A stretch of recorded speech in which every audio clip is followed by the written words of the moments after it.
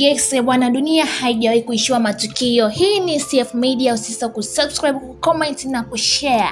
Hatua ya msanii Peter Okoye maarufu kama Mr P kubadili rasmi tarehe yake kuzaliwa imeibua mjadala mkubwa miongoni mwa mashabiki na wadau wa muziki, huku ikizidi kuongeza sintofahamu kuhusu uhusiano wake na pacha wake Paul Okoye almaarufu kama Rude Boy. Miongoni mwa waliojitokeza kuzungumzia suala hilo ni msanii Jay Martins ambaye ametoa wito kwa ndugu hao kutafuta suluhu ya tofauti zao kwa njia ya faragha ili kulinda heshima ya familia yao. Kulingana na taarifa zilizozagaa, Mr P amebadilisha tarehe yake ya kuzaliwa kutoka Novemba 18 na kuiweka Novemba 30, hatua ambayo imezua maswali mengi kutokana na kuwa pacha na Rude Boy. Mabadiliko hayo yameonekana kama jambo lisilo la kawaida na limezua mijadala mikali kwenye mitandao mbalimbali ya kijamii. Baada ya tukio hilo, Jay Martins ameeleza kushangazwa kwake na uamuzi huo, akisema ni vigumu kuelewa kwa nini watu waliokuwa pamoja kwa muda mrefu kama mapacha wanaweza kufikia hatua kujitofautisha hata katika mambo ya msingi kama tarehe ya kuzaliwa. Amesema amekuwa karibu na wawili hao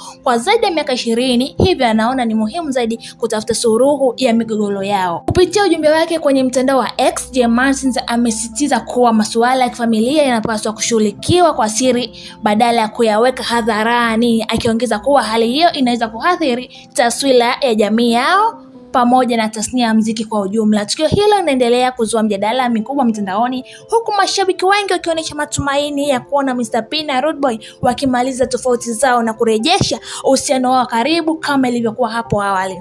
Usisahau kudondosha komenti yako hapo chini kuhusu mapacha hawa almaarufu kama P Square, mmoja kuweza kujitofautisha tarehe yake ya kuzaliwa. Je, ni sawa kama ni ndugu?